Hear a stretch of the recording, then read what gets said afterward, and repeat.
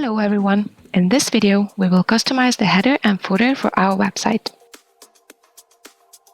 First, let's make our header bigger by removing the max value in the size section off the right panel. Let's remove our title text and replace it with a logo. Right-click the text and select Remove to delete it. Now, drag the picture element from the main toolbar, select the framing, and the new dialog will open. In the dialog, you can select an image from your gallery or upload a new one. Press Select. Now let's edit the social media icons.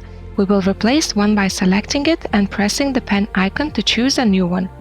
We will use the search bar to find the icon we need and press Select to use it. Also, we will be using 3 icons, so let's remove the unneeded one by right-clicking on it and selecting Remove. Now we will right-click on the layout with icons and press Copy to use this layout in the footer. Right-click on the footer and select Paste to insert the icons.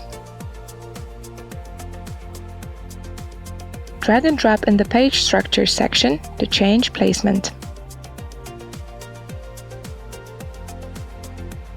Looks great! Let's save our progress by pressing Save Draft at the top.